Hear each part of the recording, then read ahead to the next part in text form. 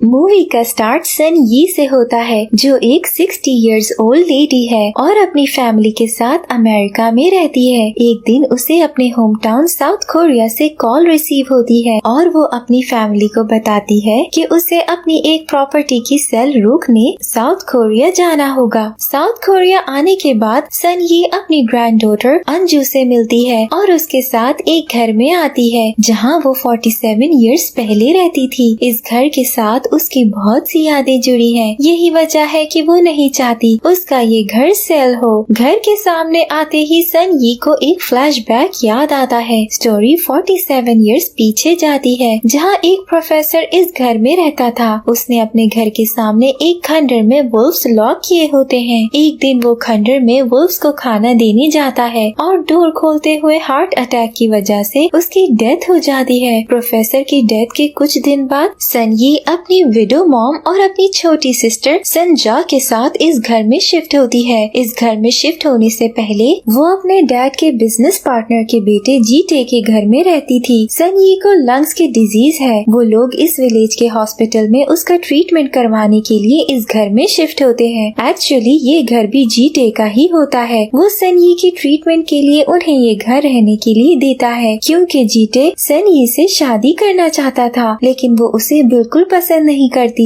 क्योंकि जीटे एक बुरा इंसान है और उसके फादर ने सन यी के फादर की डेथ के बाद उनकी प्रॉपर्टी भी अपने बेटे के नाम कर दी थी और सन यी की फैमिली पूरी तरह उस पर डिपेंडेंट हो गई। सन यी की मॉम अपने नेबर से मिलने के लिए गेट टुगेदर करती हैं। उनके नेबर सन यी के एडमिशन के लिए उन्हें विलेज के स्कूल्स का एड्रेस बताते हैं। तभी सन यी की मॉम उन्हें बताती है कि सन यी अपनी लंग्स डिजीज की वजह से स्कूल नहीं जाती। वो अपने एक टीचर के कहने पर घर पे ही एक डिप्लोमा कर रही है। रात को सन यी अपनी एक नोटबुक पे कुछ लिख रही है। तभी उसे बाहर से कुछ आवाजें सुनाई देती हैं। उसे लगता है कि बाहर कोई चोर है, इसीलिए वो लकड़ी की एक स्टिक पकड़ती है और घर से बाहर खंडर के सामने आ जाती है। सन यी डोर खोलती है तो उसे अंदर एक अजीब सा जानवर नजर आता है। इससे पहले वो उस पर अटैक करे, वो जानवर उसे धक्का देता है और वहाँ से भाग जाता है। सन यी चीखने लगती है। उसकी चीखें सुन के उसकी मॉम और संजा वहाँ आती है और उसे कहती है वो रात के इस वक्त यहाँ क्यों आई है और उसे घर में ले जाती है। नेक्स्ट मॉर्निंग सन यी अपने यार्ड में कपड़े सुखा रही है। उसे वहाँ मौजूद वुड्स में कुछ नजर आता है। वो अपनी मॉम को वुड्स में देखने के लिए कहती है। उसकी मॉम को लगता है ये जरूर वही जानवर है जिसने रात को सन यी को डराया था। सन यी की मॉम एक ब्रूम पकड़ती हुई वुड्स की तरफ बढ़ती है और उस जानवर को बाहर निकलने के लिए कहती है। तभी वुड्स में हलचल होने लगती है और वहाँ से एक लड़का बाहर आता है जो एनिमल्स की तरह बिहेव करता है पर कुछ बोलता नहीं है। सन यी की मॉम अपने कुछ नेबर्स और पुलिस को बुलाती है ताकि वो उस लड़की को उसकी फैमिली तक पहुँचा सके।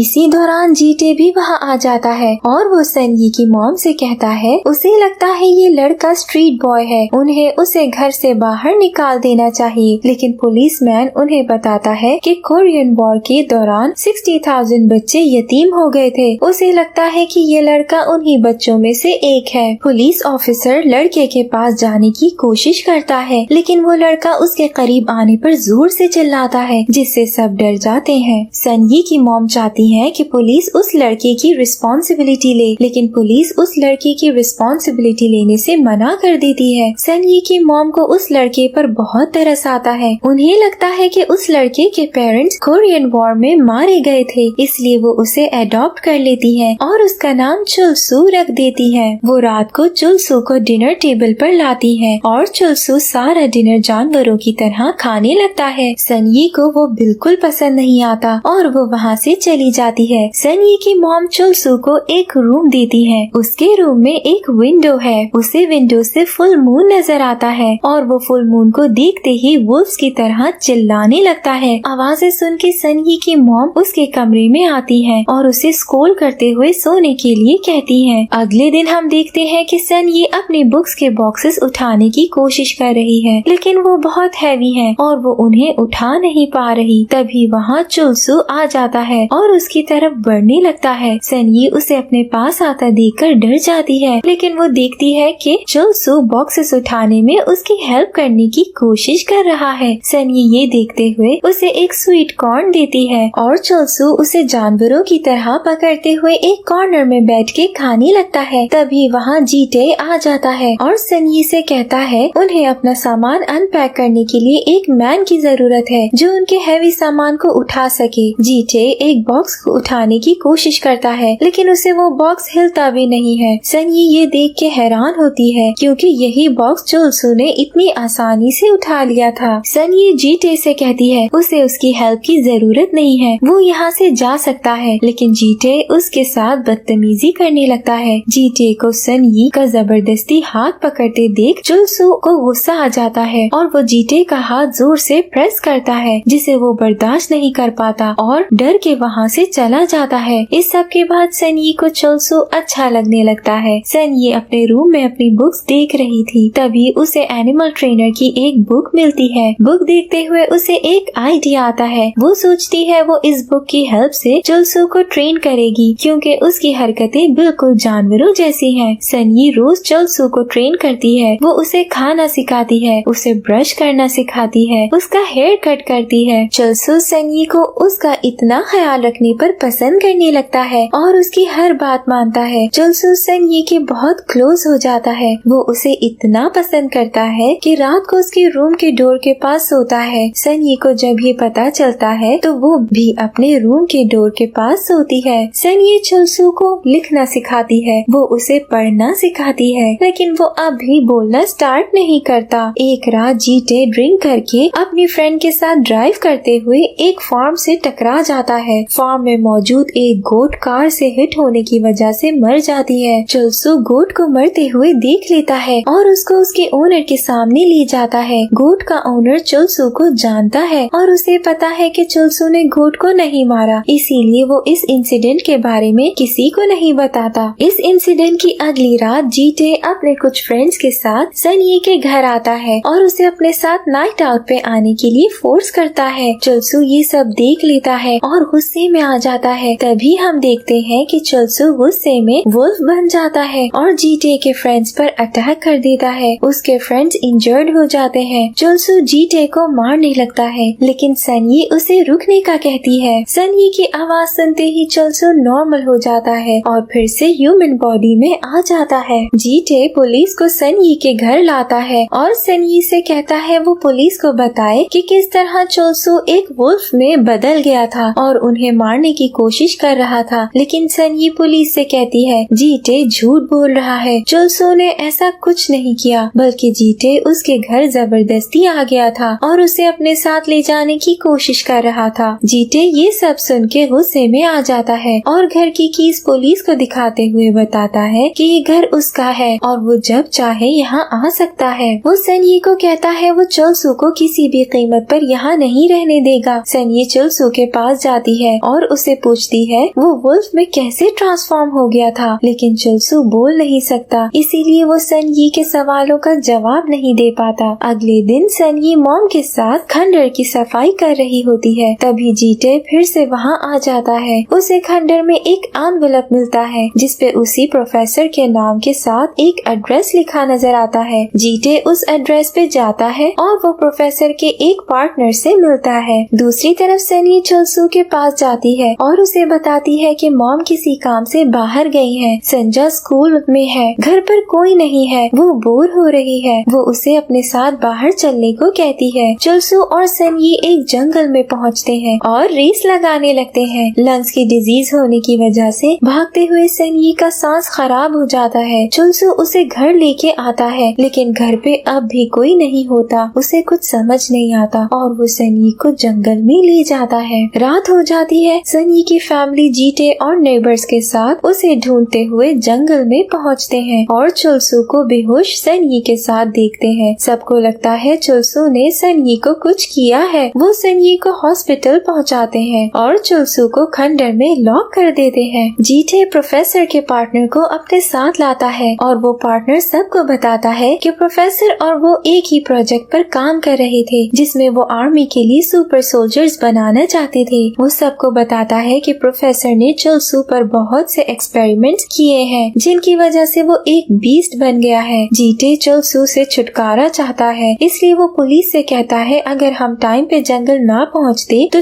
चोलसू सनयी को मार देता, लेकिन सनयी की मॉम कहती है चोलसू बहुत टाइम से उनके पास रह रहा है, उसने कभी उन्हें हर्ट करने की कोशिश नहीं की। प्रोफेसर का पार्टनर कहता है वो चोलसू को अपने साथ ले जाना चाहते हैं ताकि वो उस पर एक्सपेरिमेंट्स कर सके, लेकिन सनयी की मॉम कहती है वो अपने बेटे को किसी के साथ नहीं भेजेंगी। विलेज की पुलिस कहती है वो चोलसू को ऑब्जर्व करेंगे, अगर उन्हें लगा कि चोलसू लोगों को नुकसान पहुंचा सकता है तो वो उसे मार देंगे। वो लोग उसके खंडर में एक कैमरा लगा देते हैं और 24 आवर्स उस पर नजर रखते हैं। कुछ दिन बाद सनयी हॉस्पिटल से वापस आती है और सबके मना करने के बावजूद चोलसू से मिलने खंडर में चली जाती है। वो उसे हक करती है। सब देखते हैं कि चोलसू सनयी से कितना क्लोज है और उनकी ऑब्जर्वेशन के मुताबिक वो इंसानों के लिए बिल्कुल डेंजरस नहीं है। वो उसे एक और दिन के ऑब्जर्वेशन के बाद आजाद करने का फैसला करते हैं, लेकिन जीटे उनके फैसले से बिल्कुल खुश नहीं है। वो चाहता है कि विलेज की पुलिस चोलसू को शूट कर दे। जीटे पुलिस को कहता है उसने चोलसू को एक गोट को मारते हुए देखा था और उसकी फ्रेंड इस बात की विटनेस है। जीटे की फ्रेंड पुलिस को रॉन्ग स्टेटमेंट देते हुए जीटे का साथ देती है। पुलिस उनकी स्टेटमेंट पर फार्म के ओनर को बुलाती है। वो उन्हें बताता है कि उसकी एक डेड गोट चोलसू जरूर लाया था, लेकिन उसने चोलसू को उसे मारते हुए नहीं देखा और उसे नहीं लगता कि चोलसू ने गोट को मारा है। फार्म के ओनर की स्टेटमेंट पर जीटे गुस्से में आ जाता है और उसी रात उसका मर्डर कर देता है। फार्म के ओनर का मर्डर करने के बाद जीटे सनयी के घर का ब्रेकर तोड़ देता है, जिससे सारे घर की लाइट्स ऑफ हो जाती हैं। वो खंडर में चोलसू के पास जाने के लिए खंडर के बाहर खड़े एक पुलिस ऑफिसर को भी मार देता है और चोलसू के पास जाता है। उसे चोलसू के पास एक गिटार का स्केच नजर आता है। ये स्केच सनयी के फेवरेट गिटार का है जो जीटे ने तोड़ दिया था। वो स्केच देखते हुए चोलसू को कहता है ये गिटार फार्म के ओनर के पास है और सनयी गिटार गुम होने की वजह से बहुत परेशान है। चोलसू उसकी बात सुन के खंडर से निकल जाता है। उसी वक्त लाइट आ जाती है। जीटे सबसे कहता है चोलसू पुलिस ऑफिसर को मार के फार्म की तरफ भाग गया है। सब लोग फार्म की तरफ जाते हैं। फार्म में चोलसू गिटार ढूंढ रहा होता है, तभी सब वहाँ पहुँचते हैं। उन्हें फार्म के ओनर की डेड बॉडी नजर आती है और वो चोलसू को हैंड्स अप करने के लिए कहते हैं। सनयी चोलसू के करीब जाती है, तभी वो उसे गिटार का स्केच दिखाता है। सनयी सबको कहती है चोलसू यहाँ सिर्फ उसका गिटार ढूंढने आया है, उसने किसी का मर्डर नहीं किया। तभी जीटे एक पुलिस ऑफिसर की गन छीन लेता है और चोलसू को शूट करने लगता है, लेकिन सनयी उसके सामने आ जाती है। सनयी जीटे से गन स्नैच करने की कोशिश करती है, तभी जीटे उसे धक्का देके नीचे गिरा देता है। सनयी को गिरते देख चोलसू को गुस्सा आ जाता है और वो सबके सामने वुल्फ में बदल के जीटे पर जंप करते हुए उसे मार देता है। चोलसू सनयी को उठाता है और जंगल की तरफ भाग जाता है। सनयी चोलसू को कहती है वो इंसान है या बीस्ट, उसे इस चीज से कोई फर्क नहीं पड़ता। वो उससे बहुत प्यार करती है और बेहोश हो जाती है। चोलसू उसे लीफ से कवर कर देता है और उसे हक करके सो जाता है, जिससे उसकी लंग्स की डिजीज ठीक हो जाती है। सुबह होते ही सनयी चोलसू से कहती है वो यहाँ से चला जाए वरना विलेज की पुलिस उसे मार देगी। वो विलेज की तरफ जाने लगती है, तभी चोलसू रोते हुए पहली बार बोलते हुए उसे रुकने के लिए कहता है। सनयी अपने दिल पे पत्थर रखते हुए उसे अपने पीछे आने से मना करती है, क्योंकि वो नहीं चाहती कि पुलिस उसे मार दे। सनयी अपने विलेज पहुंचती है। पुलिस उसे चोलसू के बारे में पूछती है, लेकिन सनयी कहती है वो जंगल में कहीं गायब हो गया था, वो नहीं जानती कि वो कहाँ है। उस दिन के बाद सनयी और उसकी फैमिली अमेरिका शिफ्ट हो जाती है। जीटे की डेथ के बाद वो घर उसकी मॉम के नाम हो जाता है। सनयी अमेरिका आने से पहले खंडर में चोलसू के लिए एक लेटर छोड़ती है, जिसमें वो लिखती है वो उसका इंतजार करे, वो उससे मिलने आएगी। फ्लैशबैक खत्म होता है और सनयी 47 इयर्स बाद उस घर के सामने खड़ी होती है। एक प्रॉपर्टी डीलर उसे मिलने आता है और उसे कहता है कि ये प्रॉपर्टी उसकी मॉम ने उसके नाम कर दी थी। वो उससे ये प्रॉपर्टी खरीद कर यहाँ एक रिसोर्ट बनाना चाहते हैं। वो कहती है वो आज रात यहाँ स्टे करेगी और सुबह उसे अपना डिसीजन बताएगी। रात को सनयी को एक ड्रीम आता है, जिसमें वो उसी खंडर में जाती है जहाँ चोलसू उसे उसका लेटर दिखाता है। उसे बताता है कि वो इतने ईयर से उसका वेट कर रहा था। वो उसे हग कर लेती है और उसकी आँख खुल जाती है। उसे चोलसू कहीं नजर नहीं आता। वो अपनी ग्रैंड डॉटर के साथ वहाँ से चली जाती है और प्रॉपर्टी डीलर की कॉल आने पर उसे घर सेल करने से मना कर देती है। उसकी ग्रैंडडॉटर उसे बताती है कि रात को उसे ऐसा फील हुआ जैसे उन्हें कोई देख रहा है। तभी हम देखते हैं कि चुलसू सन ये की कार को जाते हुए देख रहा है, यानी सन ये रात को चुलसू से रियल में मिलती है, वो उसका ड्रीम नहीं था। लास्ट सीन में हम देखते हैं चुलसू एक स्नोमैन बना रहा है जो सनी ने उसे बनाना सिखाया होता है, यानी वो सनी की यादों में अपनी जिंदगी गुजार रहा है। और इसी के साथ मूवी एंड हो जाती है। Thank you for watching.